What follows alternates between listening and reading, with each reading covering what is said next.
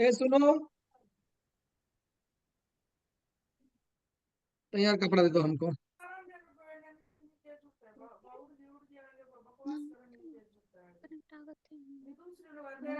लुगाई है बहन, है तो जो हो गया है तो तेरी भी लुगाई।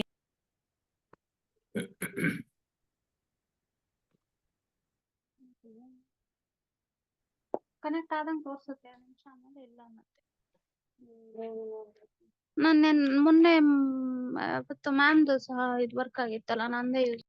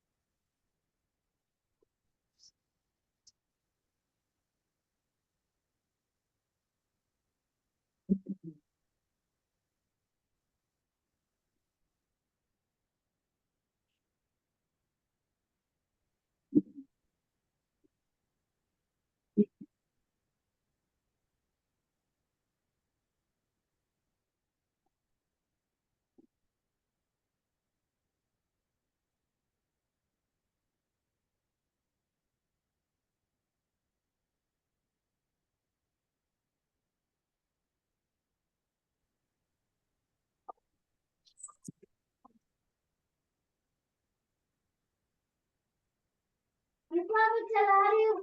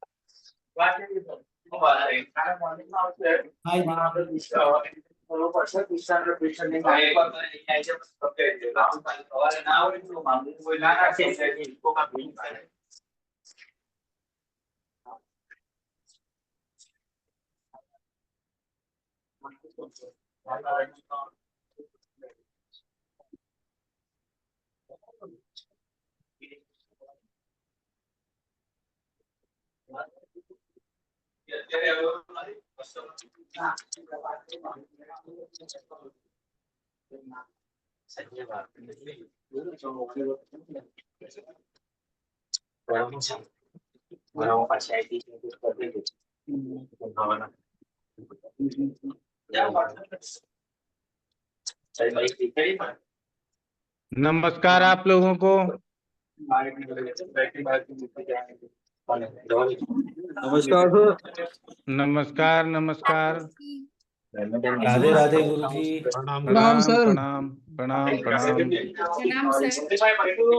नमस्कार नमस्कार। नमस्कार नमस्कार गुरु जी, विजय बोल। प्रणाम सर। प्रणाम प्रणाम।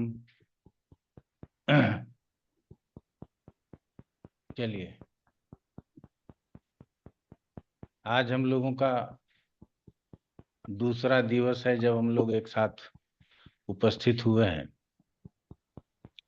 और आज से विषय प्रारंभ हो जाएगा। पिछले क्लास में विषय की बात नहीं की गई थी, इस क्लास से विषय प्रारंभ हो जाएगा। लेकिन सबसे पहले आप लोगों को ये समझना है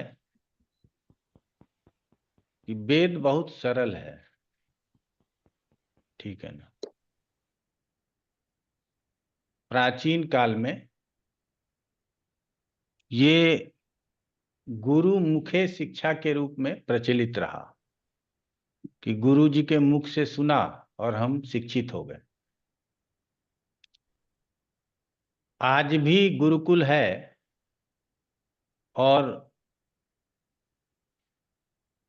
हम कई ऐसे गुरुकुल के आदर्श स्टूडेंट को देखा है, उसको समझा है, जिनको लिखना नहीं आता लेकिन मंत्रोच्चारण बहुत अच्छा आता है। ऐसे कर्मकांड के बहुत सारे विद्वान हैं। तो हमारे लिखने और पढ़ने की ताकत को वर्तमान समय में साक्षरता के रूप में लिया जाता है, लेकिन जब लिखने की कला थी नहीं, लिखने के लिए सामग्री था नहीं, तब लोगों को कैसे शिक्षित मानते होंगे? तो इसका आप लोगों से अनुरोध होगा कि आप लोग म्यूट करके रखें सविता जी, तो ज्यादा अच्छा रहेगा।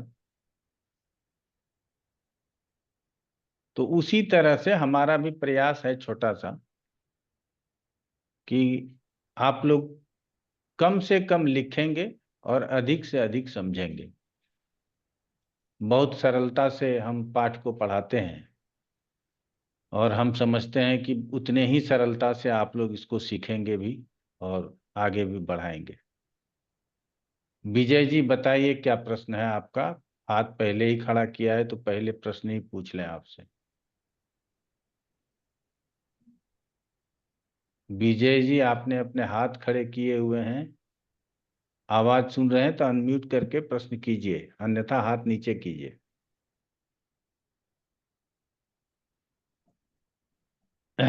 चलिए। हमको लगता है कि उनको शायद वो सीख रहे हैं हाथ खड़ा करना, और उसमें उनको ये पता भी नहीं है कि अनम्यूट करना है और फिर हाथ को नीचे कैसे करें।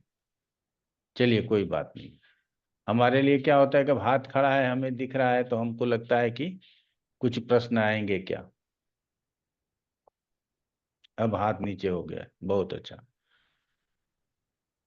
गुरुजी, हम हमारी आवाज आ रही है क्या आपको? बिल्कुल आ रही है आवाज, बताइए क्या पहले नहीं प्रश्न आ है? रही थी मेरी, आपके यहाँ से अनम्यूट करा हुआ है, वो म्यूट करा हुआ था, न इसलिए मैंने रेज हिट किया था। अब वापस अच्छा, अनम्यूट कर दिया, ये है, इस वजह से बात। हाँ तो अब म्यूट कर लीजिए आप। हाँ, कर लिया। म्यूट नहीं किया है आपने, हाथ नहीं, अब नीचे कर रहा किया हूँ है। मैं कर रहा हूँ। हाँ। हाँ बिल्कुल, बहुत अच्छा। तो हमने कहा कि हम लोग ब्रह्मांड को ही समझेंगे और किसी भी प्रकार की खगोलीय घटना चराचर जगत को प्रभावित करता है, ये हम लोगों को मान लेना चाहिए। बाकी धीरे धीरे वो समझ में आ जाएगा। आज के डेट में इतना है कि पहले मान लेते हैं। दूसरा हमने कहा था कि हमारे यहाँ कोई भी पदार्थ है, वो सजीव है या निर्जीव है, वो 5 तत्वों से बना है। छठा कोई तत्व नहीं है। इसीलिए हम अपने शरीर को भी उसी 5 तत्वों से बना हुआ कहते हैं। इसी पंच तत्व को पंच महाभूत भी कहते हैं। कोई भी ऐसा पदार्थ नहीं जिसमें 4 ही तत्व हों, कोई सा भी ऐसा पदार्थ नहीं है। सब में पांचों गुण, पांचों तत्व विद्यमान होते हैं। और हमारे इस सृष्टि में भी इसी 5 तत्वों की प्रधानता है, जिसकी वजह से हम इस सृष्टि में सरवाइव करते हैं, जीवित रहते हैं। आप पृथ्वी के अलावा कहीं भी चले जाएं, आदमी चांद पे, मंगल पे पहुंच चुका है, तो वहां स्पेस सूट पहनने की जरूरत है। अर्थात वहां के तत्व डिफरेंट हो सकते हैं। वहां हमारे लिए साधारण अवस्था में रहना मृत्यु का कारण बन जाएगा। सेकेंड नहीं लगेगा, हमारा प्राण निकल जाएगा। इसीलिए हम सारी सुविधाओं के साथ वहां जाते हैं। लेकिन हमारा जो पृथ्वी है या जो हमारा वायुमंडल है, ये 5 तत्वों से निर्मित है और हमारे अंदर 5 तत्व हैं, इसीलिए हम यहाँ सरवाइव कर पा रहे हैं। बिमला त्यागी जी, आपके तरफ से आवाज आ रही है, म्यूट कर लीजिएगा।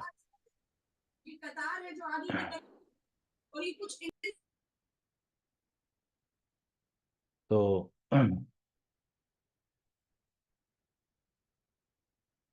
और इसके लिए 5 ग्रह बताए गए हैं। पिछले क्लास में भी हमने चर्चा किया था। अग्नि के लिए मंगल, पृथ्वी के लिए बुध,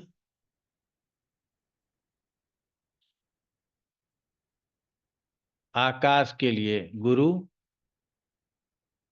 जल के लिए शुक्र और वायु के लिए शनि। ये ग्रहों के क्रम से आपको हमने बता दिया। तो यदि हम इन 5 ग्रहों को, और सबसे बड़ी बात क्या है कि जितने भी योग विशेष बताए जाते हैं, राजयोग आदि, वो इन्हीं 5 ग्रहों के योग से बना हुआ योग राजयोगों में शामिल होता है। आगे हम लोग इस विषय को समझेंगे।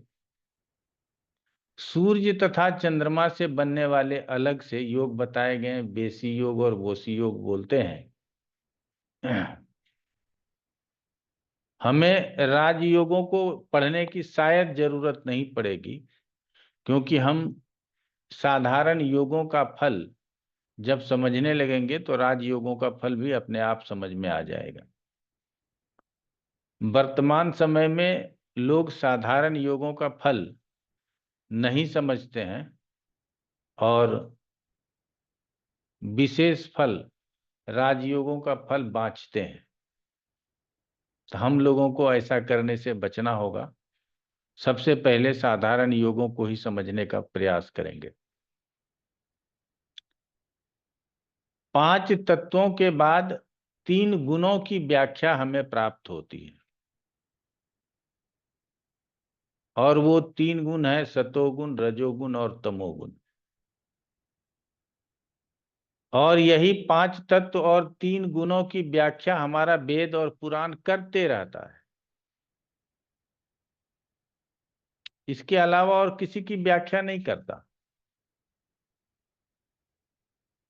आप जो लोग भी जिज्ञासु हैं, वेद पुराण पढ़ते हैं, आप हर जगह इन 5 तत्व और 3 गुणों को प्राप्त कर लेंगे। इससे अछूता हमारा गीता भी नहीं रहा, जहां अर्जुन को उपदेश देते समय श्री कृष्ण को भी इस 5 तत्वों और 3 गुणों की चर्चा करनी पड़ी। तो ये जो 3 गुण हैं, इनके लिए भी हमारे वेदांग ज्योतिष में अलग अलग ग्रह निर्धारित किए गए हैं। तो हमने कहा था पिछले क्लास में कि गुरु को सतोगुण के लिए ले लीजिए, रजोगुण के लिए शुक्र और बुध को ले लीजिए, और तमोगुण के लिए मंगल एवं शनि को रख लीजिए। सूर्य और चंद्रमा को शेष छोड़ सकते हैं, लेकिन कई जगह हमारे टेक्स्ट बुक में भी लिखा हुआ है कि सूर्य और चंद्रमा को भी सतोगुण में रखना चाहिए। तो हम सूर्य और चंद्रमा को भी सतोगुण में ले लेते हैं। अब क्या है कि हम इन 7 ग्रहों को यदि समझ लेते हैं तो शायद हमारे लिए ज्योतिष को समझना आसान हो जाएगा। वर्तमान समय में जो ज्योतिष चलता है उस पर 2-3 मिनट आप लोगों का समय जाया करेंगे। जाया इसी शब्द का प्रयोग इसलिए किया है कि करना ही पड़ेगा, नहीं तो आप लोग हमारे उद्देश्य को नहीं समझ पाएंगे। वर्तमान समय में जो ज्योतिष है उच्च नीच है, बकरी मार्गी है, अस्त है, काल सर्प दोष है, गुरु चांडाल दोष है, अंगारक दोष है,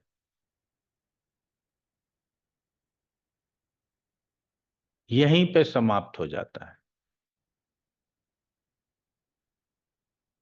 ज्योतिषियों के लिए आसान हो गया है कि कंप्यूटर में लिखा मिल जाता है उसको कि ये वक्री है, ये अस्त है। उच्च नीच प्राप्त हो जाता है उसको, ये बोलना बड़ा मजेदार लगता है। और इसको समझने के लिए आपको 2 दिन यदि हमको 1.5-2 घंटे करके वक्त दे दीजिएगा तो इसमें पारंगत कर देंगे और आप ज्योतिष बन सकते हैं। लेकिन आप लंगड़े ज्योतिष होंगे, आपको पैर नहीं होगा। अब पैर नहीं होगा तो बड़ा मुश्किल हो जाएगा ज्योतिष के क्षेत्र में ट्रेवल करना आपके लिए। तो वर्तमान समय में राशि स्वामी उच्च नीच, बकरी मार्गी, अस्त और सर्प दोष, काल सर्प दोष, अभी पितृ दोष सबसे ज्यादा चला हुआ है। और आप हमारे क्लास में आए हैं तो आप उम्मीद कीजिएगा कि हम इन बातों पर चर्चा ना के बराबर करेंगे। सिर्फ आपको समझाने के लिए कहीं कर सकते हैं, बाकी ना के बराबर करेंगे। राशि स्वामी तो पढ़ना ही है, उच्च नीच को समझना है, बकरी मार्गी क्या काम करता है ये समझना है। ये नहीं समझना है कि आपका शनि नीच का हो गया, आपके लिए ये बुरा होगा, ये बुरा होगा, ये बुरा होगा, ऐसा नहीं समझना है। आपका ये ग्रह अस्त हो गया तो ये बुरा होगा, ये बुरा होगा, ये बुरा होगा, मतलब सब बुरा उसी अस्त के ऊपर चला जाए, ऐसा नहीं समझना है। तत्व से ज्योतिष को समझना है।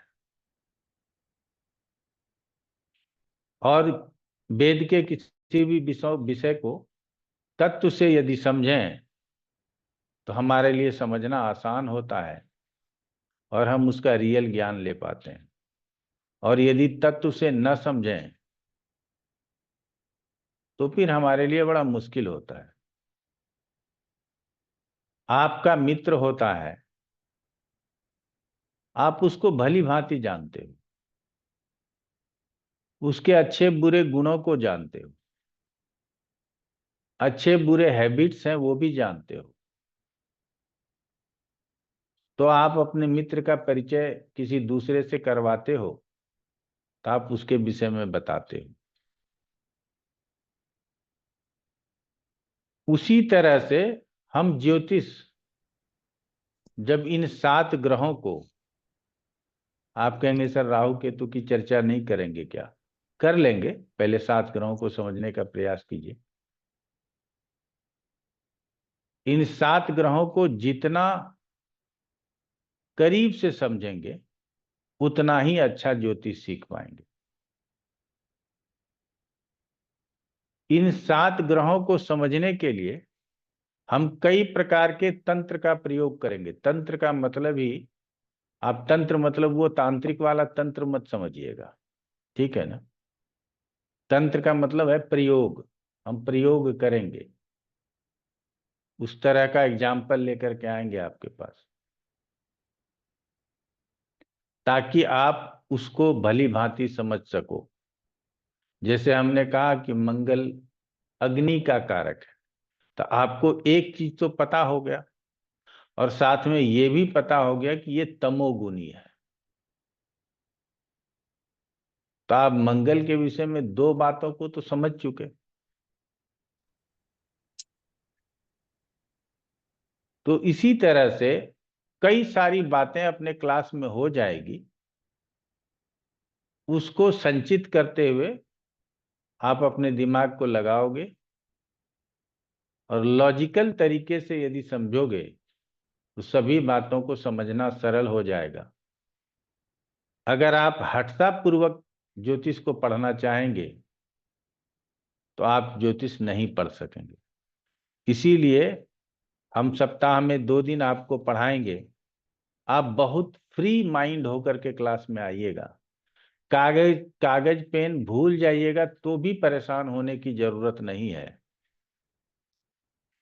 आपकी उपस्थिति और आपका कंसंट्रेशन हमारे लिए काफी है। हम आपको ज्योतिष सिखा सकेंगे।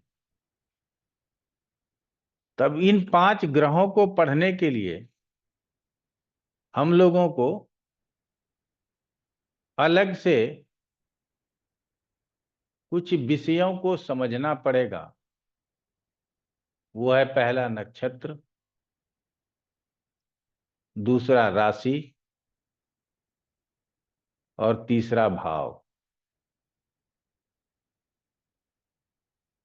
क्योंकि नक्षत्र का स्वामित्व भी ग्रहों के पास है, राशियों का स्वामित्व भी ग्रहों के पास है, और भाव में जो राशि स्थित होगा उसके आधार पर हम जिसको भावेश बोलेंगे उसका भी स्वामित्व ग्रहों के पास। इसीलिए इन 3 बिंदुओं को लेकर के आगे बढ़ेंगे। और कई प्रकार की संज्ञाएं प्राप्त हैं ग्रहों को। कहते हैं सूर्य पुरुष ग्रह है तो उसको पुरुष की संज्ञा प्राप्त है।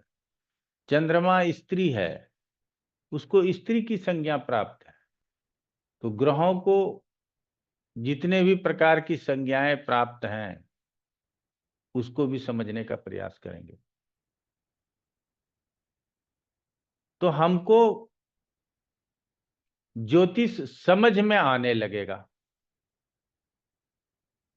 अब है कि हमको समझाना जरूरी है, क्योंकि आप सिर्फ अपने समझने के लिए तो ज्योतिष का प्रयोग नहीं करेंगे।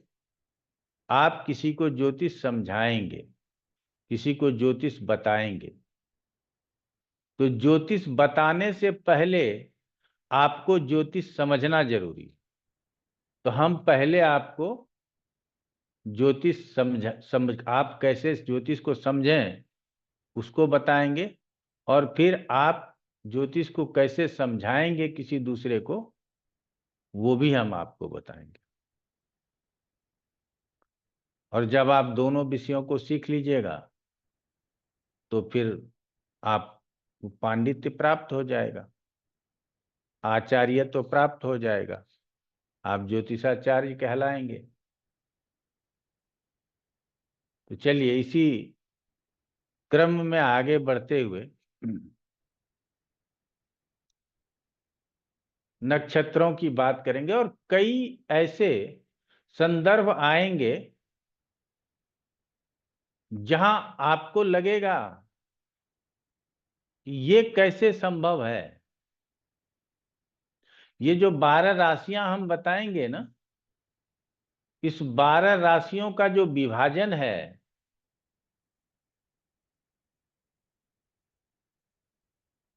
वो जादुई विभाजन है। आज का मनुष्य ऐसा कर ही नहीं सकता। वर्तमान समय में 2 शास्त्र ऐसे आए। पहला है रेड स्ट्रो। कई लोग जानकार भी होंगे, हमारे क्लास में भी बैठे होंगे जो लाल किताब के जानकार होंगे, और कई लोग केपी के भी जानकार होंगे। इन दोनों ने वैदिक ज्योतिष को बहुत शर्मसार किया है, ठीक है ना। अब और वर्तमान समय में यदि आप अपने आप को ज्योतिष कहते हैं तो सामने वाला 99% लोग आपको ठग समझ लेते हैं।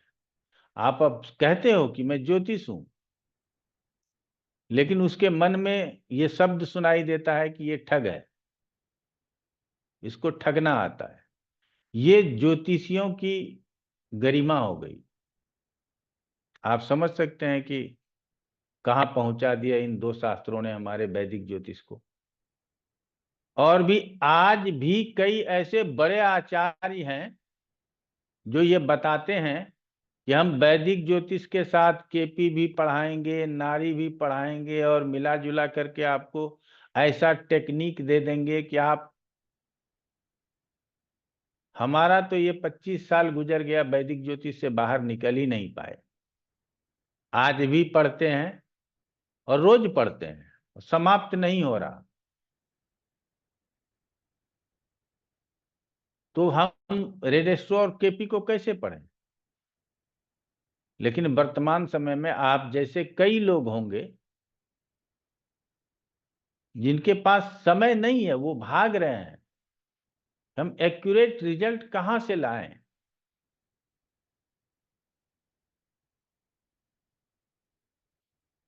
एक्यूरेट रिजल्ट यहीं से मिलेगा और कहीं से नहीं मिलेगा। अगर आप सोच रहे हैं कि आपको केपी वाला, रेड एस्ट्रो वाला एक्यूरेट रिजल्ट दे देगा, तो नहीं दे पाएगा। न्यूमरोलॉजी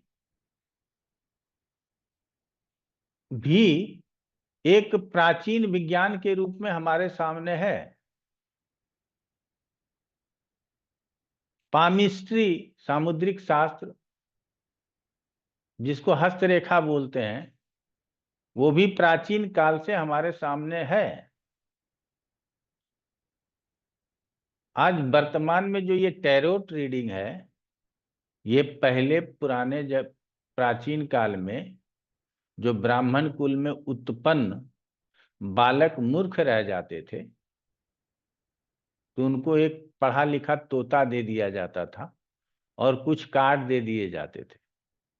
जब कोई उसके पास आता था तो तोते को पिंजरे से निकालता था, वो एक कार्ड ब्राह्मण के हाथ में पकड़ाता था और फिर अपने पिंजरे में चला जाता।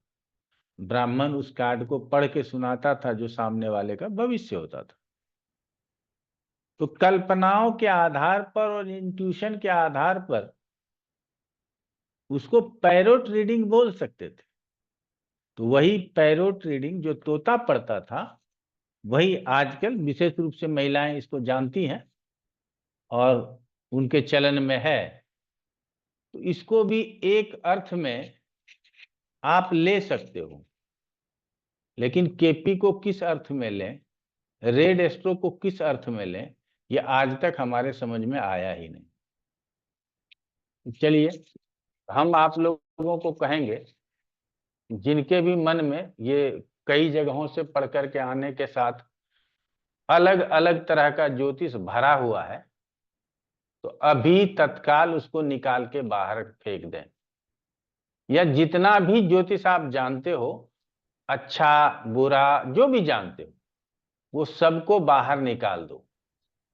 हम जो पढ़ाना चाहेंगे वो आपको बीच में कोई दुविधा उत्पन्न न करे, इसलिए मैं ये कह रहा हूं। जब हम आपको शास्त्रीय विधि से उदाहरण के साथ पढ़ाएंगे तो आप उसको ग्रहण करो, और अगर वैसा ही मिलता जुलता आपने बाहर निकाला है तो उसको पुनः ग्रहण कर लो। और जब आपका ये विषय समाप्त होगा, जो बाहर पड़ा रह जाएगा उसको कूड़ा समझ लेना और छोड़ देना, दोबारा उस पर अभ्यास मत करना। तो आप लोगों के लिए बड़ा अच्छा रहेगा। ठीक है, तो अब यहां से आगे बढ़ें। दिनेश शर्मा जी क्या कह रहे हैं, आप आगे बढ़ें। बिल्कुल गुरु जी, आगे बढ़े। चलिए, तो 2-3 क्लास आप लोगों का ऐसा होगा जो आपको लगेगा कि हम बेसिक ज्योतिष बता रहे हैं। नरेश जी 2 मिनट में आपके पास आ रहे हैं। आप उसको समेटने का कोशिश करना। मैं संक्षेप में बताऊं, बृहत में आप लोग जानते हो कि YouTube में बहुत बृहत में दिया गया है, वहां पर जाकर के आप समझते रहना। एक निवेदन और कर लेंगे। मान लीजिए हमारे क्लास में अभी 36 लोग दिखाई दे रहे हैं, जिसमें कुछ लोग पीछे क्लास से भी आए हुए हैं, जिनको वाइल्ड कार्ड एंट्री मिलता है कि आप अगर हमारे क्लास में एक बार में नहीं समझ सके तो दोबारा आएंगे, तो वो भी बैठे होते हैं। तो 36 लोगों को यदि मैं रिक्वेस्ट कर दूं कि मेरा यूट्यूब चैनल देख लीजिए, तो वो करोड़ों व्यूअर्स थोड़ी बन पाएंगे, नहीं बन पाएंगे। लेकिन आपका ज्ञान वर्धन होगा, आप यूट्यूब के 1-2 पाठ डेली देख लिया करो, और वर्तमान में जो हम देते हैं उसको एक पाठ तो वर्तमान वाला देखो और 1-2 पाठ पुराना देख लो। तो आधा घंटा आपको समय देना है, बाकी आप क्लास में समय दो। आप देख लेना 6 महीने के अंदर आपके पास कितना एनर्जी आ जाएगा, कितना ताकत आ जाएगा और कितना कॉन्फिडेंस आ जाएगा। तो चलिए नरेश जी से पहले सवाल ले लेते हैं। बोलिए नरेश जी। आपकी आवाज नहीं आ पा रही है, आप थोड़ा सा अपना माइक चेक कर लें।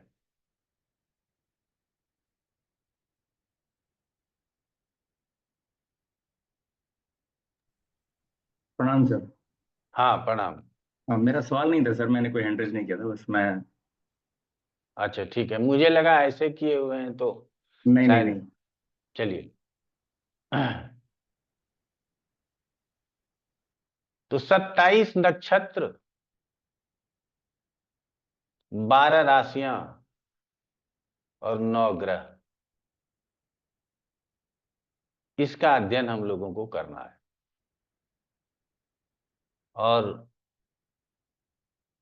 अभी तो आप लोगों को 6 महीने के लिए इनरोल किया है, ये तो 6 महीना इसी को पढ़ते रहेंगे, इससे आगे पीछे कुछ नहीं पढ़ेंगे, ठीक है। हमारा जो ब्रह्मांड है, लवीस पुरोहित जी म्यूट कीजिए, और आप सब लोगों को निवेदन है कि म्यूट करके रखिए। ज्यादा अनम्यूट आपका दोबारा तिबारा यदि रह गया तो क्लास से बाहर हो जाएंगे, ठीक है। और वो करना जो लाइव क्लास होता है उससे ज्यादा सरल है, और आप रिक्वेस्ट भी नहीं कर पाएंगे कि हमको क्लास में एंट्री ले लीजिए, इसीलिए कोशिश रखिएगा कि म्यूट रखें।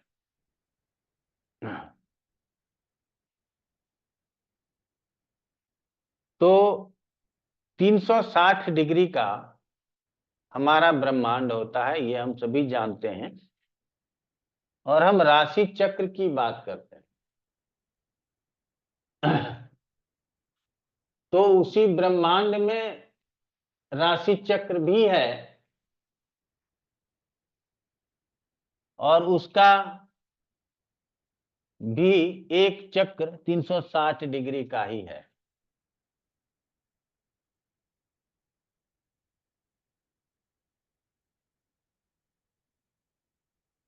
इसकी चर्चा, और ये मध्य में पृथ्वी है,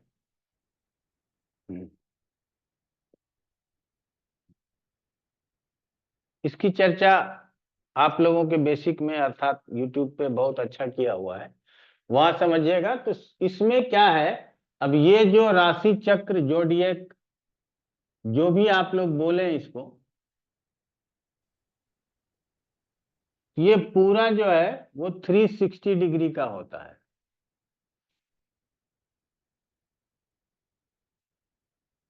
और एक अनुमान लगाया गया हमारे ऋषि मुनियों के द्वारा कि हम यदि आपसे कोई प्रश्न पूछ ले कि भाई आपका एड्रेस क्या है, पूजा अधिकारी जी अपना एड्रेस बताइए। बीरपुर कैंट, देहरादून। बीरपुर कैंट देहरादून।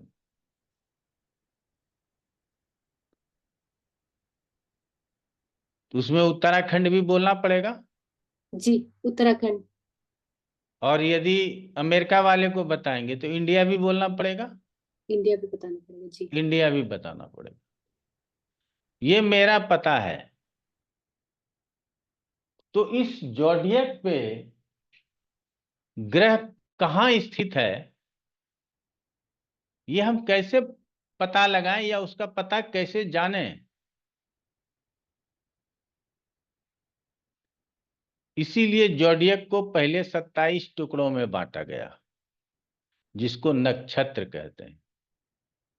और एक नक्षत्र का मान 13 डिग्री 20 मिनट होता है।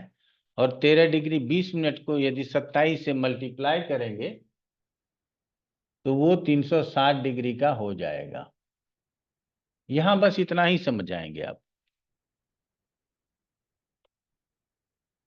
अब क्या है कि अश्वनी से प्रारंभ होगा, ये 13 डिग्री 20 मिनट का अश्वनी होगा, 13 डिग्री 20 मिनट का भरणी होगा, कृतिका होगा, इसी तरह से आगे जो है सो बढ़ेंगे।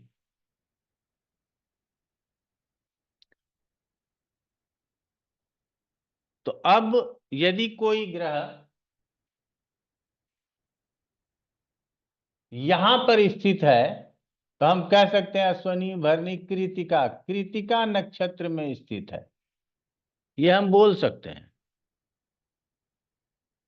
ठीक है, तो इतना तो पता हो गया। जैसे आपने कहा था बीर कैंट, तो वो तो बीर कैंट तो आ गया, ठीक है ना। अब देहरादून बाकी है। तो नक्षत्र में एक एक राशि में, राशि भी जॉडियक को जब 12 हिस्सों में बांटते हैं तो वो राशि चक्र के नाम से जाना जाता है। और एक राशि का मान उसी तरह से 360 डिग्री को 12 से भाग दे देंगे तो 30 डिग्री जो है एक राशि का मान हो जाएगा। और ये जो 30 डिग्री है ना, इसमें 9 चरण होते हैं, 9 चरण। आप कहेंगे ये 9 कहां से लाए गुरुजी? और ये चरण किसे कहते हैं? ये 2 प्रश्न आपके आ सकते हैं। इस 2 प्रश्न को समझिएगा। एक नक्षत्र में 4 चरण होते हैं।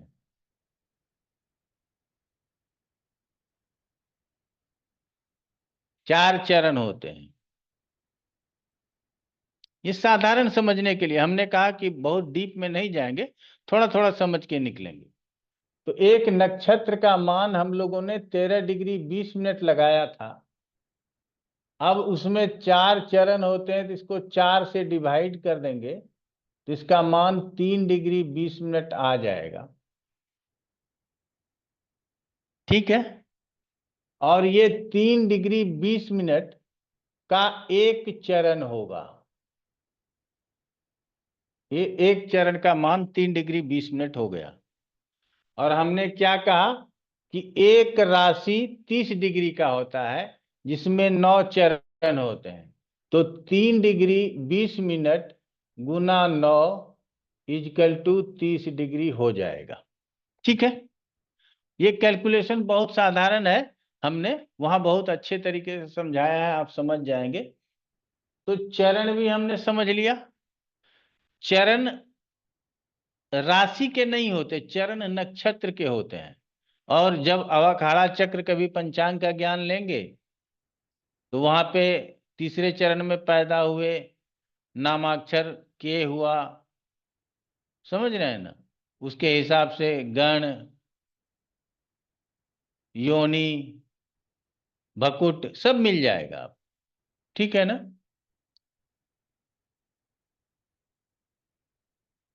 तो घात चक्र और अवकहाड़ा चक्र दोनों प्राप्त हो जाएगा आपके चंद्रमा जिस राशि या नक्षत्र में स्थित हो उससे। तो चलिए उसको भी कभी समझने का प्रयास करेंगे। तो 9 चरण हो जाता है। ठीक है, ये भी हम लोग जान लिए। तो 9 चरण घटित होगा। तो एक नक्षत्र में 4 चरण है और एक राशि में 9 चरण है, तो कंप्लीट तो हुआ नहीं।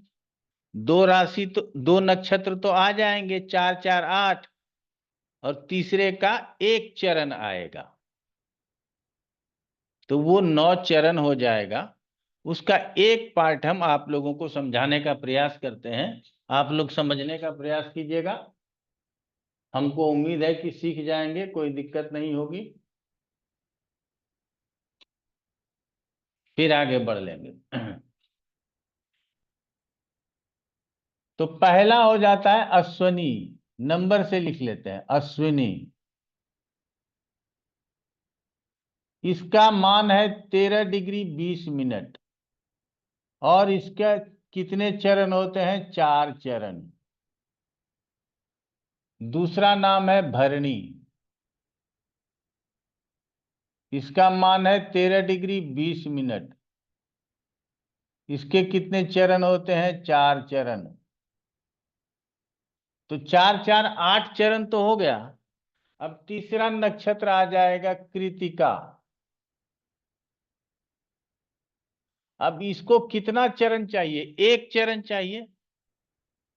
तो कृतिका का 3 डिग्री 20 मिनट 1 चरण का मान इधर चला गया,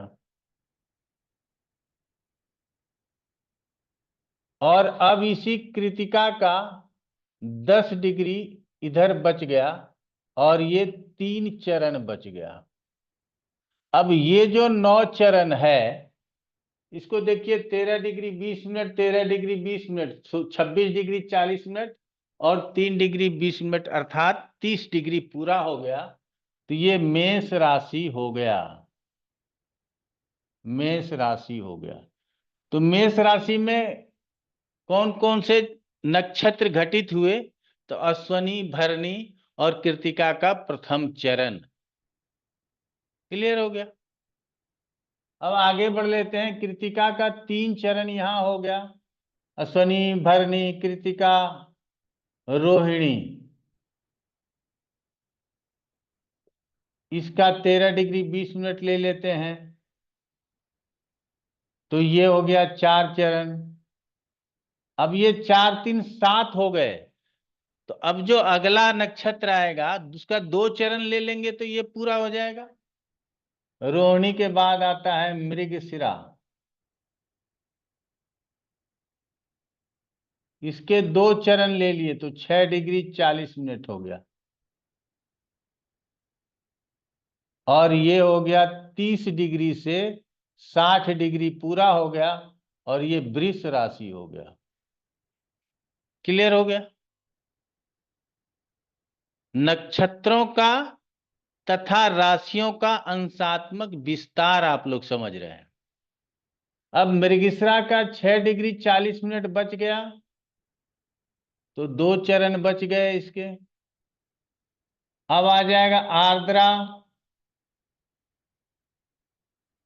इसके 4 चरण हो गए।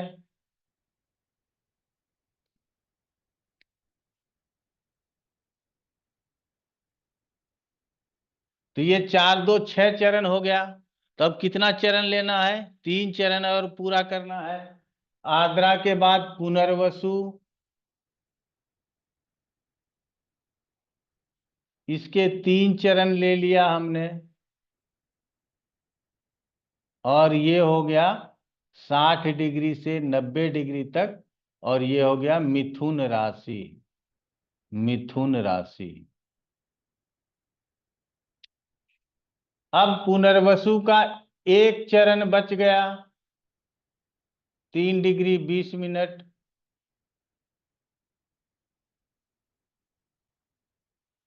पुष्य का 4 चरण हो गया, 13 डिग्री 20 मिनट। तो 4 1 5 चरण तो आ गया, तो और 4 चाहिए। इसका मतलब अश्लेषा, अश्लेषा का 4 चरण 13 डिग्री 20 मिनट, और ये कर्क राशि हो गया 90 से 120 डिग्री तक ये दूर हो गया। तो ब्रह्मांड में हम उसी प्रकार से हम ये मेष राशि मान लिया कि यहां तक मेष राशि हो गया। अलग से समझिएगा आप। पहले हमने समझा कि अश्विनी में था या भरणी में था, ग्रह कृतिका में था, कृतिका के पहले चरण तक था, और अब वो मेष राशि में भी हो गया। तो अर्थात क्या हो गया, भरणी में है और मेष राशि में है। इतना ही हमको जानना जरूरी है, इससे ज्यादा जानने की जरूरत नहीं है कि ग्रह किस नक्षत्र तथा किस राशि में स्थित है, ये उसका पूरा पता बता देता है। क्लियर हो गया? आगे थोड़ा बहुत प्लस माइनस बढ़ाते घटाते रहेंगे, आप लोगों का ज्ञान जैसे जैसे बढ़ता रहेगा। तो ये एक सीरीज है और मेष से लेकर के कर्क तक है, तो ये 3 सीरीज में बांटा गया, सिंह से लेके वृश्चिक तक और धनु से लेके मीन तक। तो ये 9 नक्षत्र हो गए। तो दूसरा सीरीज 9 10 से 18 तक और तीसरा 19 से 27 तक ये कंप्लीट हो जाएगा।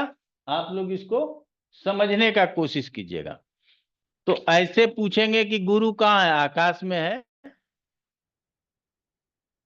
जोडियक पे है, यही बताएंगे। लेकिन आज बता सकते हैं कि गुरु वृष राशि में है। ये वृष राशि हो गया, ये मेष है तो ये वृष है। आगे समझेंगे आप लोग। तत्काल तो आपको मानना पड़ेगा कि जो गुरुजी बता रहे हैं सही बता रहे होंगे, ठीक है ना। शनि कहाँ है, कुंभ राशि में है, यहां है। मंगल कहाँ है, आज भी बदल जाएगा, मिथुन राशि में आ जाएगा।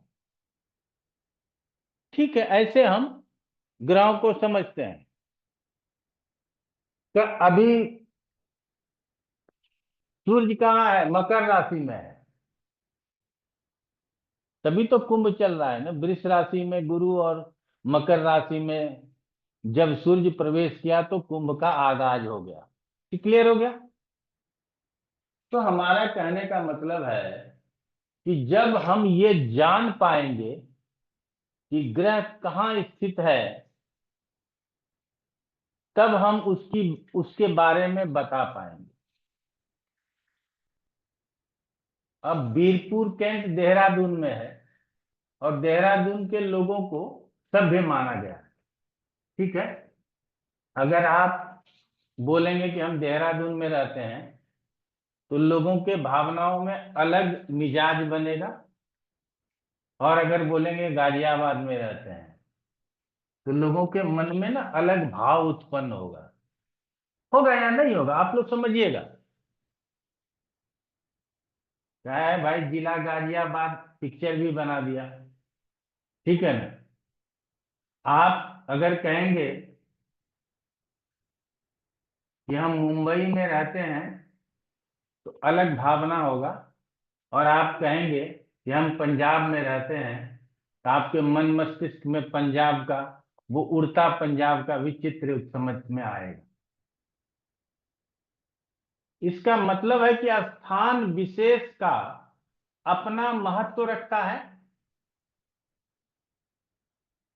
और जब आप उस स्थान से गुजरेंगे तो उसका प्रभाव आपके ऊपर भी पड़ेगा। राजस्थान जाते हैं, आप कहीं के भी हो, आप कहते हैं दाल बाटी खिलाओ, ठीक है ना, क्योंकि बड़ा फेमस है राजस्थान का दाल बाटी।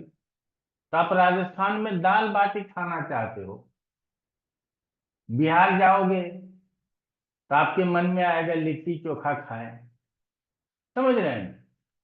तो आप साउथ जाएंगे तो इडली सांभर खाएं। तो हर जगह का अपना अपना विशेषता है जो आपको बिना कहे ग्रहण करना पड़ता है। सही बात है ना। आप ऊंट की सवारी नहीं करना चाहते, लेकिन जब राजस्थान जाते हो तो ऊंट पर जरूर चढ़ते हो। आप चित्तौड़गढ़ जब जाओगे, वहां ऊंट को सजा सजाया रखता है, राजा वाला भी ड्रेस रखता है, रानी वाला भी ड्रेस रखता है, और आपको पहना करके ऊंट पे चढ़ाया जाता है और आपका फोटो खींचा जाता है। ठीक है ना। ये करते हो, क्यों करते हो भाई? क्योंकि वहां के रीति में वो रस बस गया है, तो आप उससे प्रभावित हो जाते हो।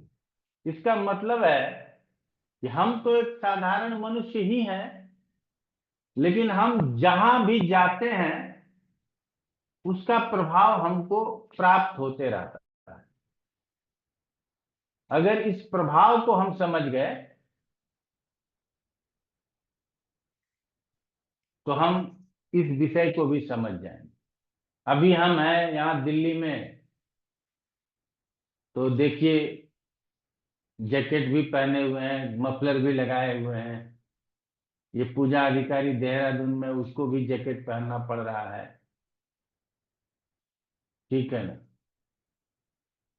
लेकिन कई लोग ऐसे हैं, जैसे सुचित्रा है, पता नहीं कहाँ है, इसको गर्मी कम लग रही है, या यहाँ देश की ही बात कर लेते हैं कि चेन्नई में, बेंगलोर में, यहाँ गर्मी है, ठंड नहीं है। समझ रहे हैं ना। तो अलग अलग मौसम का प्रभाव होगा, अलग अलग खान पान, रहन सहन, पहनावे का प्रभाव होगा, और उससे प्रभावित होकर के आप कार्य करेंगे, तो ग्रह भी उससे प्रभावित होकर के रिजल्ट दे देता है। एक साधारण समझ है ये कि आपको पहले तो ये जानना पड़ेगा कि ग्रह कहाँ स्थित है, और फिर जहां स्थित है, क्या आप उस स्थान को भली भांति जानते हो? यदि जानते हो, वेल, नहीं जानते हो तो पहले उस स्थान को भली भांति समझो। जब आप उस स्थान को भली भांति समझेंगे, तब आप उस ग्रह के विषय में विशेष रूप से बता सकेंगे। ये एक हमारे समझाने का एकदम छोटा सा तरीका है, जो हम उम्मीद करते हैं कि आप लोगों के समझ में आया होगा। ठीक है। अब क्या है कि ये गोलाकार में पढ़ना बड़ा मुश्किल है, समझ रहे हैं ना। तो उसके लिए वर्गाकार में हम लोगों ने आकृति बनाई, ब्रह्मांड की 12 भाव बनाए, उसमें 12 राशियां डाली, उसकी भी चर्चा आगे कर लेंगे। और फिर उसमें प्लानेट फिक्स किए, जिसको ग्रह स्पष्ट बोलते हैं, ग्रह स्पष्ट करके वहां लिखा। लग्न अलग से तय किया, तो हम लग्न को कैसे तय करते हैं ये भी समझेंगे। ठीक है ना। तो सबसे पहले स्थान को समझना है, जिसमें हम आप लोगों को आज पहले ही दिन बता देना उचित समझते हैं कि हमारे जितने भी टेक्स्ट बुक हैं, जिसको शास्त्रीय बुक कहते हैं, जिसमें बृहत होरा पराशर शास्त्र सबसे अग्रणी बुकों में से आता है, सभी बुक इसी को देख करके लिखा गया है। और जितने भी प्रकार के ज्योतिष हैं, जो राशि, साढ़े साती, ढैया, जो भी आपको बोलते हैं, वो इसी से समझ करके बोलते हैं। अब न्यूमरोलॉजी वाले ढैया पढ़ाने लगे तो वो तो गलत है भाई। अब न्यूमरोलॉजी वाले को साढ़े साती कहाँ से समझ में आएगा, लेकिन वो बोलते हैं। अब तेरों को साढ़े साती कहाँ से समझ में आएगा, लेकिन वो बोलते हैं। ये गलत करते हैं। जो आपका विषय नहीं है, आप उसमें क्यों जाते हो? सिर्फ इसलिए कि राशि भविष्य बोलने से पब्लिसिटी ज्यादा मिल जाता है, लोग ज्यादा इच्छुक होते हैं कि आज हम मिठाई खाएंगे कि नहीं, देखें अपने राशि में लिखा है कि नहीं, आज हमको अपने प्रेमिका से मिलना हो पाएगा कि नहीं, देखें आज हमारे भविष्य में क्या लिखा है। तो लोग, अधिकांश लोग इन छोटे से विषयों को समझने के लिए अपना राशिफल समझते हैं, और हमारे जैसे विद्वान लोग एक बार राशिफल 2-4 महीने का लिख दिए हैं, उसी को रोज बदल बदल के देते रहते हैं, बाकी और कुछ नहीं करते, मेहनत ही नहीं करते। सबसे बड़ा अफसोस तो ये है, मैं इसके दलदल में घुसा और निकला। मैं जानता हूं कि कहाँ लोग क्या क्या कर रहे हैं, इसीलिए मैं आप लोगों को अवेयर भी करता रहूंगा कि आपको क्या नहीं करना, ताकि हमारे ज्योतिष का जो मान मर्दन हुआ वो नहीं हो, ज्योतिषियों को ठग न कहा जाए, ठीक है ना। आजकल एक तो बाबा लोग कुंभ में आए हुए हैं, आप लोग देख रहे होंगे तरह तरह के बाबा आए हुए हैं, और दूसरे बाबा लोग कोठियों में भी हैं, कोठियों में भी बाबा लोग हैं।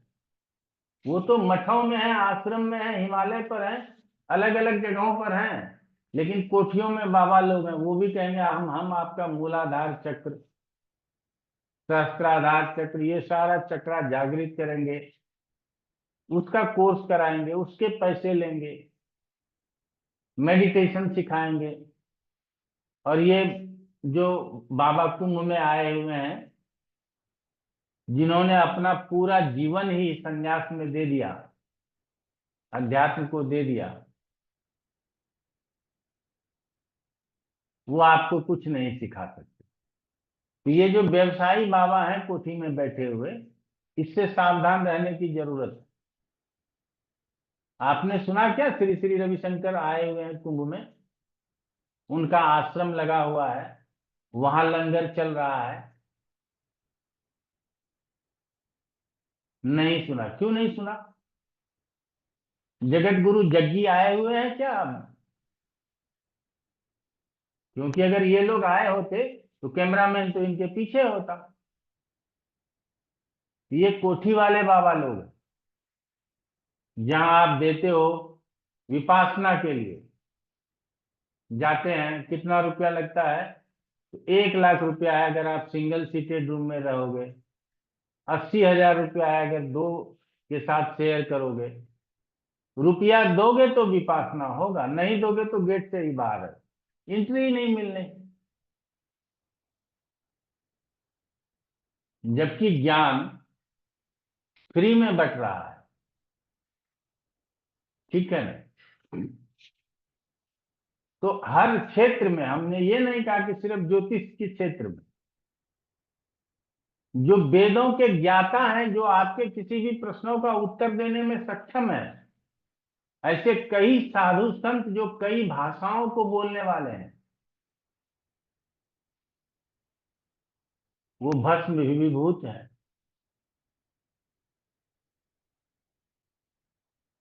ठीक है, तो हमारा यही कहना है कि आपको ऐसे लोगों से बचने की जरूरत है।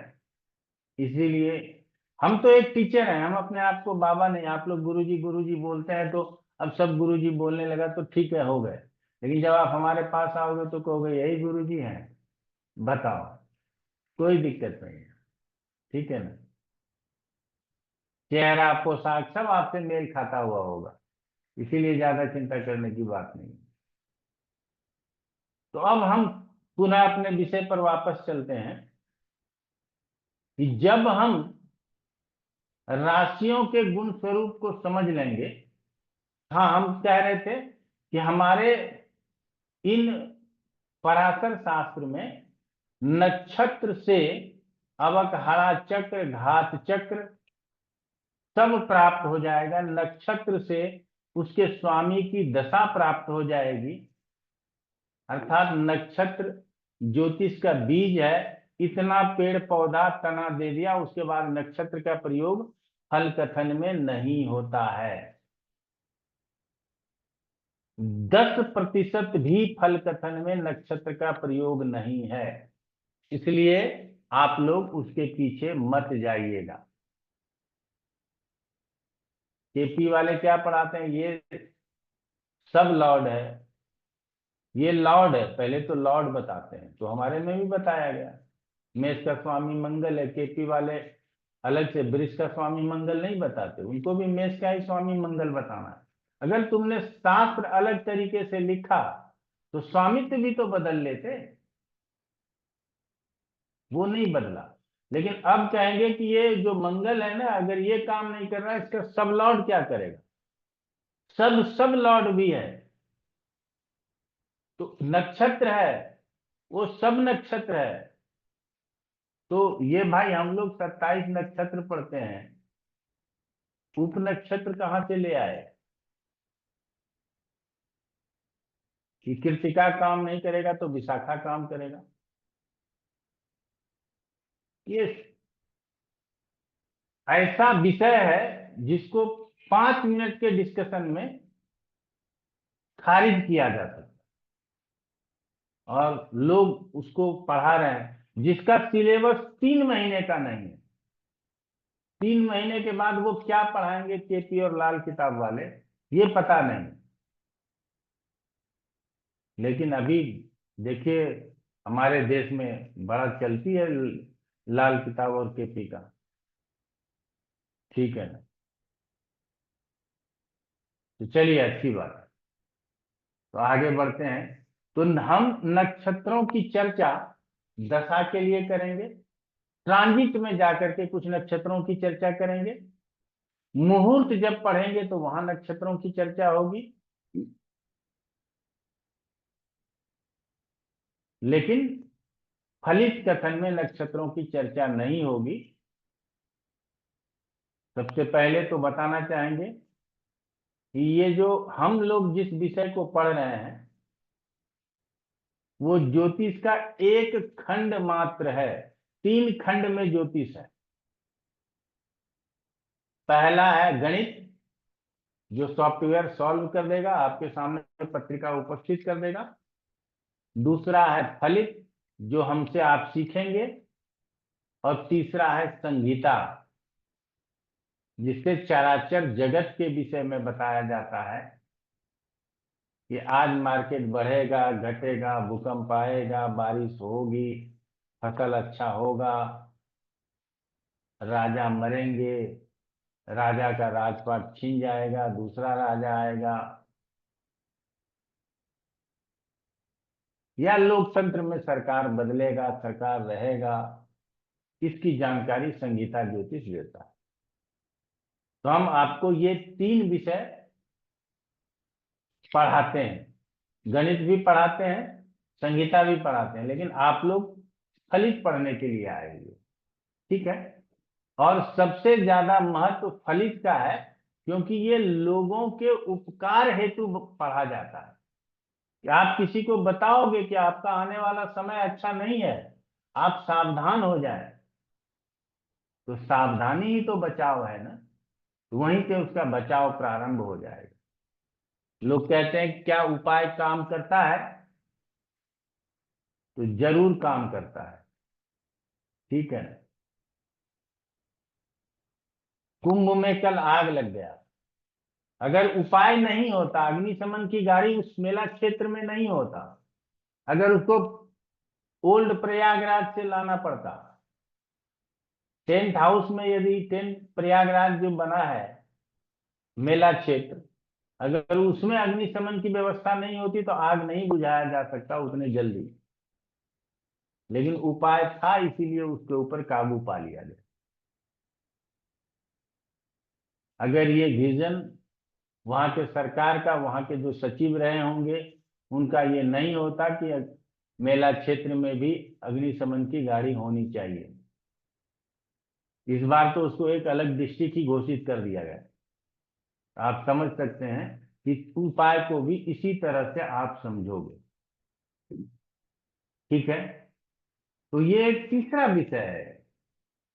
लेकिन पहला विषय क्या है कि अवेयर करना लोगों को कि आपका समय ऐसा है, आने वाला समय अच्छा होगा, आने वाला समय बुरा होगा, तैयारी करके रखो। आपके घर में मांगलिक कार्यक्रम है, आपके लड़के की लड़की की शादी है, आप पहले से 2 महीने पहले से तैयारी करते हो, किसको निमंत्रण देना है, किसको बुलाना है, कहाँ खर्च करना है, क्या खिलाना है, क्या पिलाना है।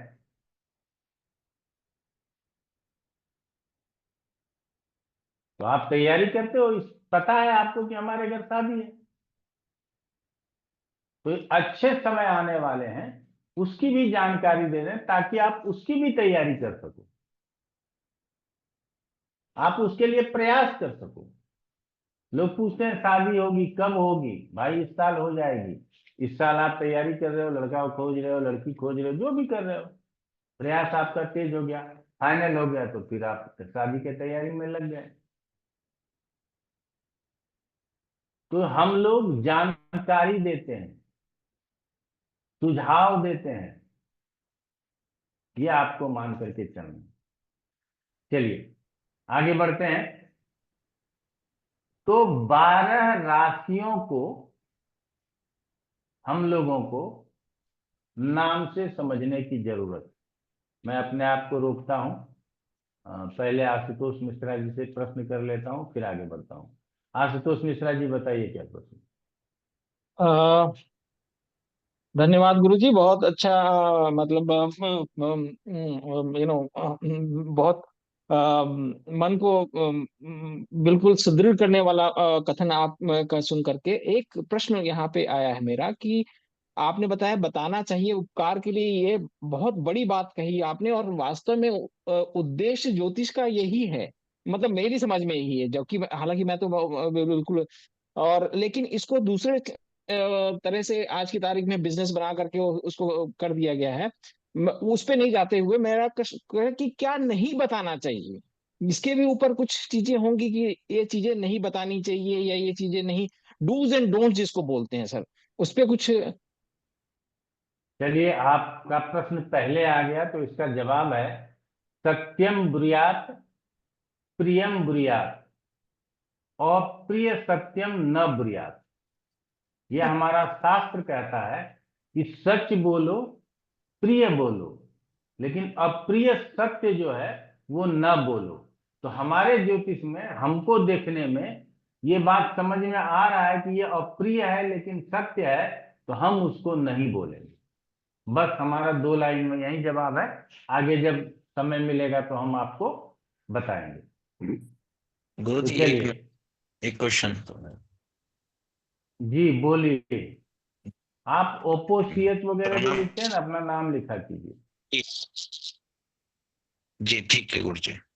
ये मैं ये पूछना चाह रहा था कि जो भी आप बता रहे हैं ये जो व्हाइट बोर्ड पे, तो साथ के साथ रिटर्न करते रहें या फिर कुछ इसकी कॉपी वगैरह भी व्हाट्सएप होगी बाद में हमें। हमने आपको पहले ही कहा है कि आप कॉपी पेन भूल भी जाए तो कोई जरूरत नहीं है, कोई दिक्कत नहीं है। आपको बाद में जब क्लास समाप्त हो जाएगा ना, तो जी आपको जी पीडीएफ मिलेगा, लेकिन तब तक आपको पीडीएफ की जरूरत ही समाप्त हो जाएगी। आप इतना जी सीख लेंगे कि आप स्वयं ज्ञानी हो जाएंगे। ठीक है ना? लेकिन जी फिर गुरु भी जी। पीडीएफ मिलता है, आप चिंता न करें। जी ठीक है, बोर्ड, धन्यवाद। और जो बोर्ड पे बताते हैं वो तो पीडीएफ में लिखा भी नहीं होता, क्योंकि पीडीएफ जी पीडीएफ है और हम पढ़ाते कुछ और ही हैं। बात को समझिएगा। जी वो आपको क्लास खत्म होगा तब पता चलेगा कि हम क्या पढ़ा गए आपको, आपने क्या पढ़ा, पीडीएफ क्या मिला। वो सब आपको बाद में पता चलेगा, क्योंकि जी मैं स्वयं आप लोगों को बहुत सावधान भी करूंगा, लेकिन धीरे धीरे, पहले दिन बहुत जी कड़ा नहीं हो जाना चाहिए। तो आप उसकी चिंता न करें, ठीक है ना? आप हमारे क्लास में आए हैं, ये बस जी विश्वास रखिए कि हम आपको मास्टर बनाने का प्रयास करेंगे। ठीक है ना? चलिए जी आगे बढ़ते हैं। धन्यवाद। तो राशियों को हमने समझ लिया कि एक राशि 30 डिग्री का होता है। तो 12 राशि multiplied by 30 equal to 360 degree, ये कंप्लीट हमारा जोडियक हो जाता। राशियां क्रम से होती हैं, जैसे पहले के बाद दूसरा नंबर आता है, दूसरे के बाद तीसरा नंबर आता है, तीसरे के बाद चौथा नंबर आता है, उसी तरह से राशियां क्रम से ही होती हैं, उसका हम क्रम तोड़ नहीं सकते। मेष के बाद वृष राशि ही आएगा, हम वृश्चिक को नहीं ला सकते। तो राशियां क्रम से होती हैं, ये बात याद रखना है। इसीलिए राशियों को क्रम संख्या से याद रखना आसान होता है। तो राशि सबको याद होगा और क्रम संख्या से भी याद होगा कि मेष राशि 1 नंबर लिखते हैं तो आप समझ जाते हैं कि मेष राशि है। 2 नंबर हम लिखते हैं तो आप समझ जाते हैं कि वृष राशि है। 3 नंबर लिखते हैं तो आप समझ जाते हैं कि मिथुन राशि है। 4 नंबर लिखते हैं तो आप समझ जाते हैं कि कर्क राशि है। 5 नंबर लिखते हैं तो आप समझ जाते हैं कि सिंह राशि है। 6 नंबर लिखते हैं तो आप समझ जाते हैं कि कन्या राशि है। 7 नंबर लिखते हैं तो आप समझ जाते हैं कि तुला राशि है।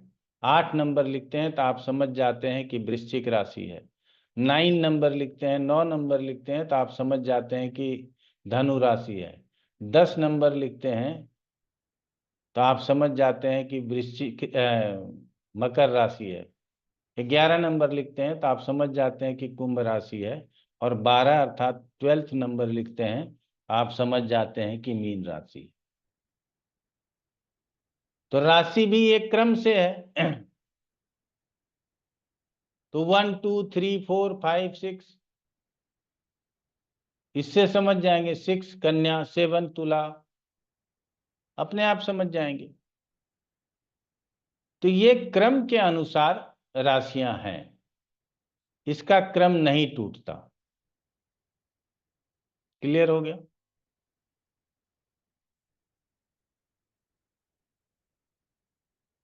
तो हमारे 12 राशियां हैं और अगर आयन में इसको बांटना चाहें तो 6 राशि उत्तरायण में है और 6 राशि दक्षिणायन में। मकर राशि में जब सूर्य प्रवेश करता है तो हम कहते हैं उत्तरायण हो गया, और कर्क राशि में जब प्रवेश करता है तब कहते हैं दक्षिणायन हो गया। तो मकर, कुंभ, मीन, मेष, वृष और मिथुन, ये 6 राशियां उत्तरायण में घटित होने वाली राशियां हैं। कर्क, सिंह, कन्या, तुला, वृश्चिक, धनु, और ये 6 राशियां में जब सूर्य गोचर करता है तो हम कहते हैं कि दक्षिणायन में। ये भी आप लोग जान गए।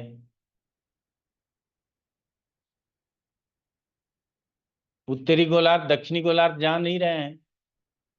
उत्तरी गोलार्ध भारत कहाँ है? उत्तरी गोलार्ध में है। ठीक है, चलिए ये सब भी जान गए। अब आगे बढ़ लेते हैं। तो ये जो राशियां हैं,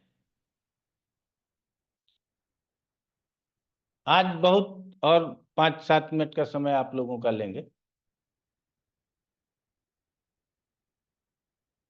ग्रुप के अंदर इसको समझने का प्रयास करते हैं,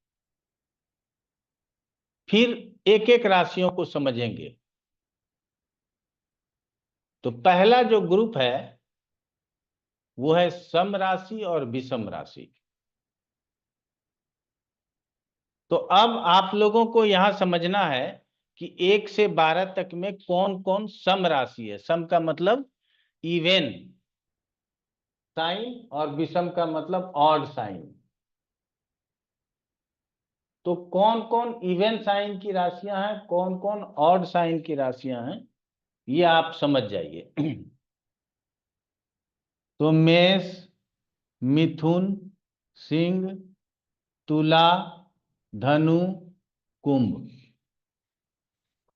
ये विषम राशि है। और सम राशि कौन कौन सा है?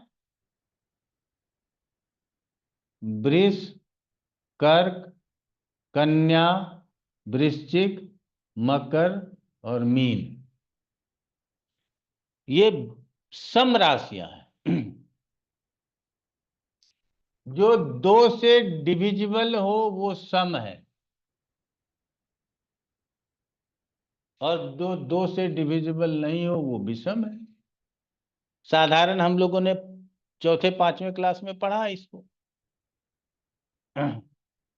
अब जो विषम राशि है इसी को पुरुष राशि भी कहते हैं, ठीक है।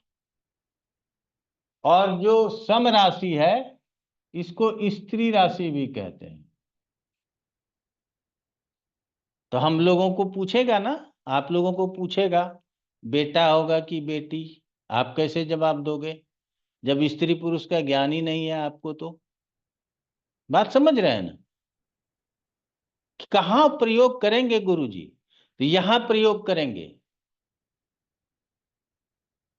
कि लड़का होगा कि लड़की, ठीक है। आगे जो पुरुष है, आप चौक चौराहे पे देखेंगे क्रूरता महिलाओं में भी है, और वर्तमान समय में महिलाओं में क्रूरता नहीं कहना चाहिए, उग्रता थोड़ी अधिक हो रही है। इससे महिलाओं को बचना भी चाहिए, जो हमारे समाज के लिए अच्छा नहीं है। और उग्रता का कारण अहंकार है। आप लोग हमारे क्लास में महिलाएं हैं, क्षमा करेंगे, आप लोग थोड़ा सा इस बात को समझने का प्रयास कीजिएगा। उग्रता का कारण अहंकार है, और वो अहंकार कहाँ से आया है? क्योंकि हम अब वेल एजुकेटेड हैं और वेल सेटल्ड हैं, हम अच्छे पढ़ लिख लिए हैं और अच्छी नौकरी करते हैं, इसीलिए हम थोड़े अहंकारी हो गए, थोड़े उग्र हो गए, और अपने पति को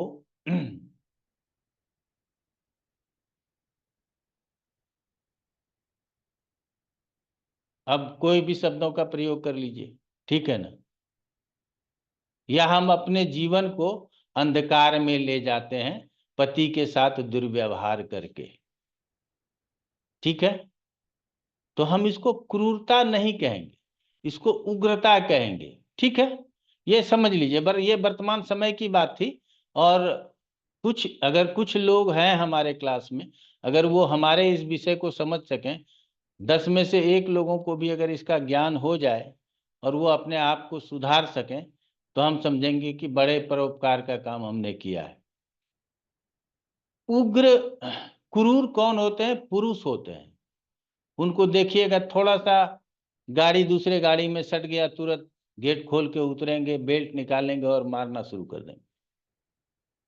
महिलाओं को देखा है कहीं चौक चौराहे पे लाठा लाठी करते या झोटा झोटी करते? इसके बाल वो नोच रही हैं, इसके बाल वो नोच रही हैं।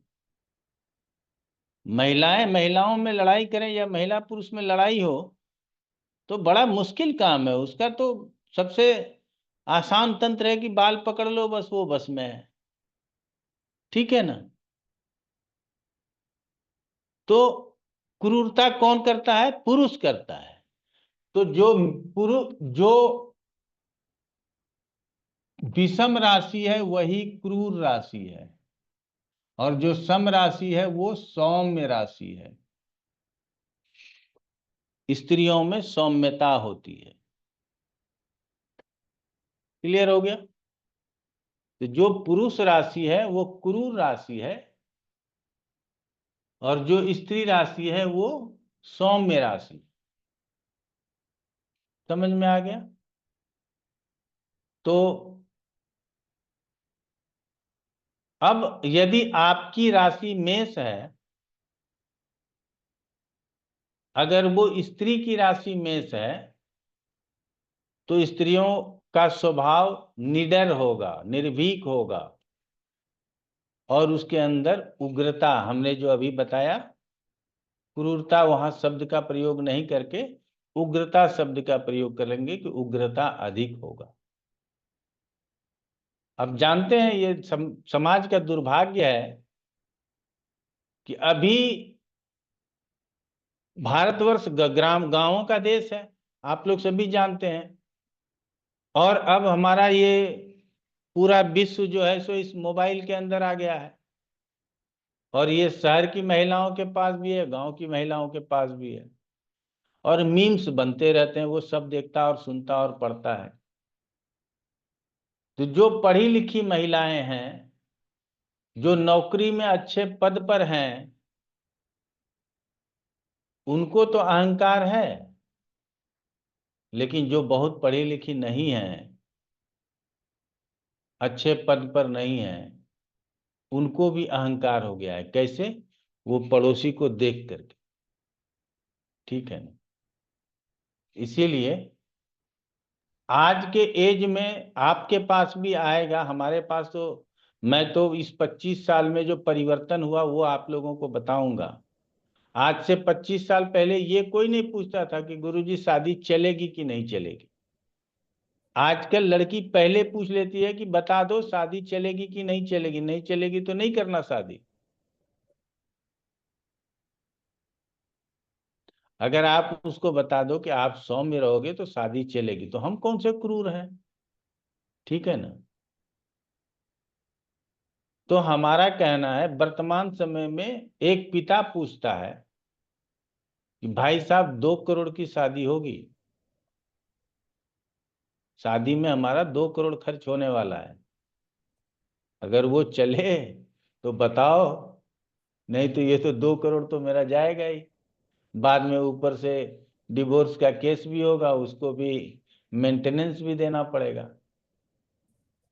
तो ऐसे सीधा प्रश्न करते हैं लोग, डर चुके हैं शादी जैसे संबंधों से, जबकि ये प्यार मोहब्बत का संबंध है। कहते हैं 7 जन्मों का जो है सो ये रिश्ता है, और 7 दिन चलाने के लिए हम लोग तैयार नहीं है। ठीक है?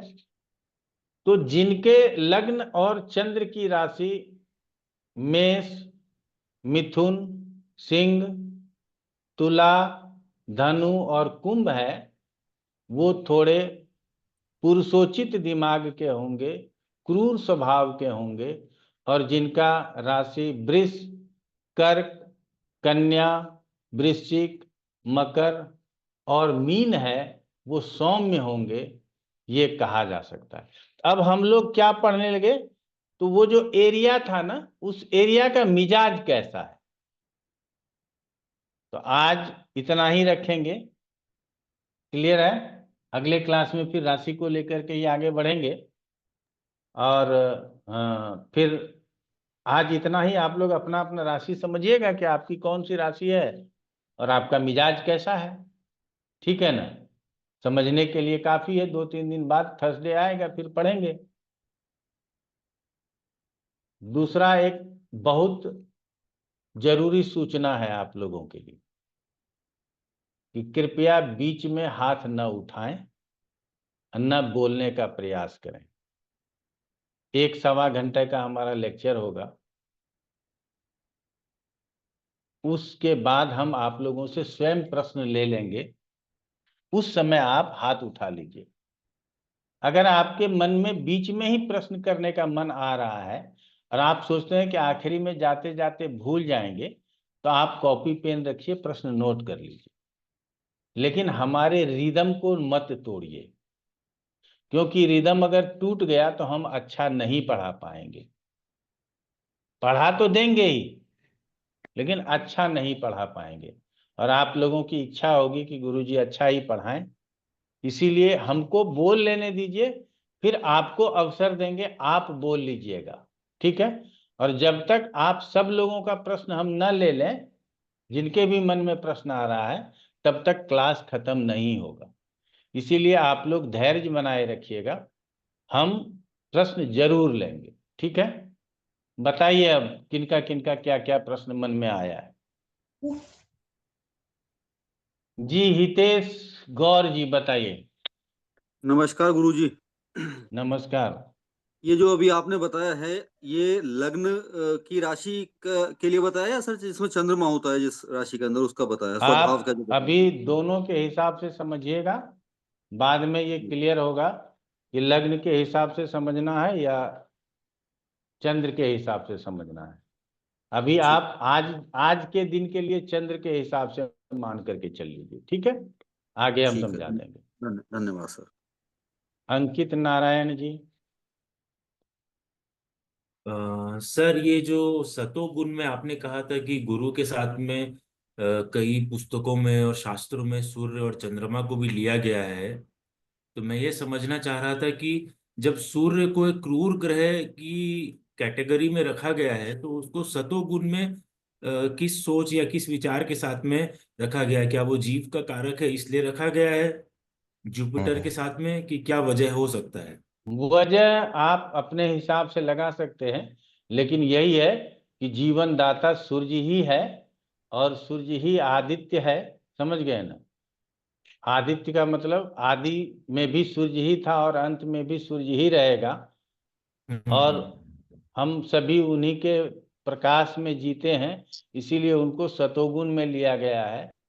सतोगुण का मतलब ही होता है कि आप ज्यादा हितकारी हो या अहितकारी हो। तो सूर्य जनमानस के लिए हितकारी है, इसीलिए क्रूर होने के बाद भी उसको सतोगुण में रखा गया। अच्छा सर, इसी से कनेक्टेड मेरा एक और प्रश्न ये था कि जैसे हम लोगों ने लास्ट क्लास में ये ब्रीफ में समझा था कि हम लोग भू केंद्रिक पद्धति से इस विज्ञान को समझने की चेष्टा करेंगे। तो जैसे हम साइंस में तो सन के अराउंड पूरा सर्कल घूमता है, यहाँ तो अर्थ के अराउंड घूमेगा सब चीज। तो जी हाँ। अर्थ को अगर हम लोग सेंटर पकड़ते हैं तो सूर्य से लगे हुए ग्रह जैसे मरकरी, वीनस है, और फिर अर्थ सूर्य से जो दूर ग्रह है जो अर्थ के आगे आ रहे हैं, मार्स, जुपिटर और शनि है, उनको हमें किस तरह से समझना चाहिए? सूर्य के नजदीक वाले, फिर अर्थ, और अर्थ के सूर्य से दूर वाले। वो अब सूर्य को हम लोग पहले तो ये समझिएगा कि जब भूकेंद्रीय पद्धति से पढ़ेंगे तो पृथ्वी को स्थिर कर देंगे और पृथ्वी के मार्ग पर सूर्य को घुमा देंगे। पहला नियम ये हो गया। दूसरा है कि आंतरिक ग्रह और बाह्य ग्रह हम पढ़ाएंगे, जो हम YouTube पे पढ़ा चुके हैं, फिर भी आपके क्लास में आपके मिजाज को लेते हुए आपको आगे पढ़ाएंगे। आपको समझ में आ जाएगा बुध, शुक्र और अन्य ग्रहों का भेद क्या है। अच्छा, और ये सर ये जो नक्षत्र में 27 और एक वो 28वां जो 28वां उत्तराषाढ़ा नक्षत्र में, अभिजीत है, जी उसको गणनाओं के लिए नहीं लिया गया, उसको जी मुहूर्त में उसका प्रयोग किया जाता है। ज्योतिष गणनाओं में जैसे नक्षत्रों के स्वामी ही दशा नाथ होंगे, उसके लिए उसको नहीं लिया गया है। ठीक है, उसको चक्र पे लिया गया है और मुहूर्त में लिया गया है। तो वो जहां जहां लिया गया है वहां वहां आपको वो समझाया जाएगा। जी thank you sir. Deepika Sharma ji. जी पता नहीं, शायद मेरा क्वेश्चन थोड़ा स्टूपिड सा हो सकता है। अ, मुझे ये समझ में नहीं आता कि इन जनरल फीमेल जो है वो ज्योतिष बहुत कम होती हैं, या अगर होती भी हैं तो मैंने ज्यादा पॉपुलर ऐसे नहीं देखी है। इसका कोई कारण है, या मतलब नहीं समझ, मतलब क्यों इतना कम इस क्षेत्र में उनका सक्सेस है? ऐसा नहीं है। वर्तमान समय में फीमेल तो अब आकाश में गगन चूम रही हैं, रॉकेट उड़ाती हैं। समझ रही हैं? आप लोग जानते हैं कि अंतरिक्ष तक पहुंच गई हैं फीमेल। इसीलिए ज्योतिष में हैं, और नामी उतना नाम नहीं हुआ। उसका कारण है ये समाज पुरुषोचित है। समझ गए? महिलाओं को बहुत आजादी नहीं है, अभी भी नहीं है। इस बात को मानिएगा, और कभी नहीं रहेगा। अगर आप लोग बोल रहे हैं, मोदी जी बोल रहे हैं 35% दे देंगे, वो 50% दे दें, लेकिन वो समाज पुरुषोचित ही रहेगा, वो स्त्रियोचित होगा ही नहीं। ठीक है ना? तो ये एक कारण है। दूसरा कारण है कि उनमें धैर्य की थोड़ी कमी होती है। वो सोचते हैं कि जल्दी से हम आगे बढ़ जाएं, वो वैदिक को छोड़ करके न्यूमरोलॉजी, टैरोट आदि के पीछे चले जाते हैं। और वर्तमान समय में फीमेल की ही बात नहीं करेंगे, 99.99% जो लोग आते हैं उनका पहला उद्देश्य होता है कि ज्योतिष पढ़ करके अर्थ की प्राप्ति करना। समझ गए ना? अगर ज्योतिष पढ़ करके ज्ञान की प्राप्ति उद्देश्य हो तो महिलाएं भी बहुत आगे निकल जाएंगी, ठीक है ना? और आप लोग समझिएगा कि हमारे परम शिष्या में मेल नहीं है, फीमेल ही हैं।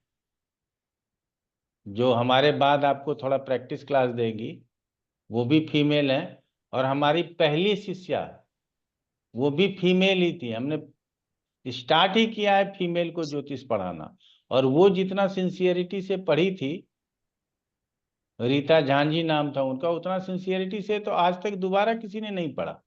और उसने हमको जीवन आधार दिया और ज्योतिष में बने रहने का सामर्थ्य दिया। अगर उसका सहारा नहीं होता तो शायद आप तक हम पहुंचते भी नहीं, ठीक है ना? बहुत चलिए, बहुत धन्यवाद। आशुतोष मिश्रा जी बताइए। सर दो प्रश्न है मेरा। पहला प्रश्न पाठ संबंधित है और दूसरा एक जनरल चर्चा जो आपने कही। तो पहला ही करते हैं कि आपने कहा कि नक्षत्र और जो मैं समझा हूं कि नक्षत्र पहले आए थे और ग्रह बाद में आए थे, और उसके बावजूद बाद में आने के बावजूद भी ग्रहों मतलब प्लैनेट बेस्ड एस्ट्रोलॉजी हो चुकी है। और सारा फलित में भी जो है, आपने जैसे कहा कि फलित में नक्षत्रों का हम इस्तेमाल नहीं करते, तो इसके पीछे कारण मतलब क्या रहा? किस वजह से हमने नक्षत्रों को पीछे छोड़ दिया और ग्रह प्लैनेट बेस्ड एस्ट्रोलॉजी हो गई? ये पहला प्रश्न है सर। नहीं बोल एस्ट्रोलॉजी प्लैनेट बेस्ड ही होगा, नक्षत्र माइलस्टोन है। और जो आपने कहा कि नक्षत्र पहले आया या बाद में आया, ऐसा मैंने आज नहीं पढ़ाया, ठीक है? आप हो सकता है कि अलग से कुछ समझ गए हो। प्लैनेट बेस्ड एस्ट्रोलॉजी ही होता है, और नक्षत्र और राशि हमारे जोडियक के माइलस्टोन है। इससे हम डिग्रियों में जोडियक को नापते हैं और ग्रह कहाँ स्थित होता है इसके विषय में जानते हैं, तथा नक्षत्र एवं ग्रहों के आकृति के अनुसार उसका नामकरण हुआ है तथा उसके स्वभाव आदि का वर्णन किया गया है, ठीक है ना? तो ये नहीं कि नक्षत्र पहले आया राशि बाद में आया, ये सब आया गया कोई नहीं है, ठीक है ना? सारे उपस्थित थे। हम समझने के लिए हम पहले ही बोले कि अब गुरु कहाँ है, तो कह देंगे आकाश में, जोडियक में। कहाँ है पता नहीं। तो उनका रियल में एक निश्चित स्थान अगर हम नहीं करेंगे तो हम कैसे समझ पाएंगे कि कोई भी ग्रह कहाँ है और किस स्थिति में हमारे ऊपर किस प्रकार का प्रभाव डालता है। इसीलिए ये मुर्गी से पहले अंडा या अंडे से पहले मुर्गी वाली बात नहीं है। ये माइलस्टोन का काम करता है और प्लैनेट बेस्ड ही एस्ट्रोलॉजी होता है, यही मान करके चलना है। मेरा संदर्भ सर ये इसलिए था क्योंकि पहले जो इतिहास के संदर्भ से जो पढ़ा है कि पहले की गणनाएं जो की गई थी वो नक्षत्रों बेस्ड की गई थी, ग्रहों को बाद में सम्मिलित किया गया। इसलिए मैंने प्रश्न किया था। वेदों में नक्षत्रों की बात थी और पुराणों में राशियों की बात आ गई। और जैसे जैसे हम अब पुराणों में राशियों की बात इसलिए आ गई कि हम 27 नक्षत्रों के अपेक्षा 12 राशियों में बांट करके उसको ज्यादा अच्छी तरह से समझ सकते हैं। इसीलिए पुराणों में जो है राशियों की बात आ गई है। और ये जो पुराण की बात आती है, वेद व्यास जो पुराण के रचयिता हैं वो महर्षि पराशर के पुत्र थे, और होरा पराशर शास्त्र के रचयिता स्वयं मैत्रेय जी या पराशर जी के ही बात संवाद के आधार पर लिखा गया है। तो ये दोनों का समय एक जैसा है, इसीलिए राशियों के आधार पर हम लोगों को ज्यादा समझने का अवसर प्राप्त होगा। नक्षत्रों का हमने पहले ही कहा कि बीज के रूप में पहले भी था, आज भी है। उसको आगे हम लोग समझेंगे कि उसका प्रयोग कहाँ। बिना नक्षत्र का आप एक कदम भी ज्योतिष में नहीं रख सकते, लेकिन आप पहले दिन में सब चीज समझ जाएंगे ये जरूरी नहीं। बिल्कुल बिल्कुल।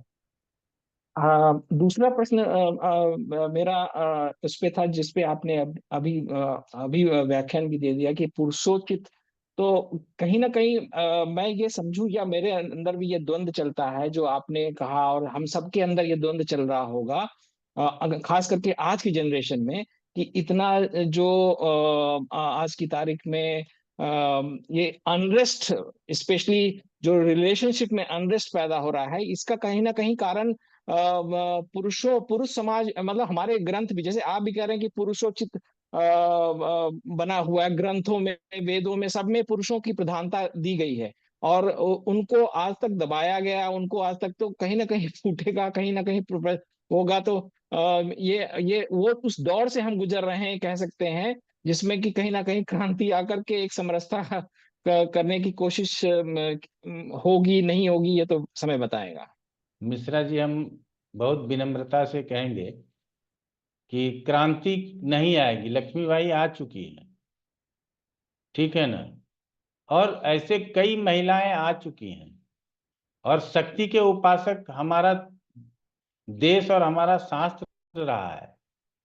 उसके बावजूद भी ये समाज पुरुषोचित है, और ये विश्व पुरुषोचित है, ये सृष्टि पुरुषोचित है।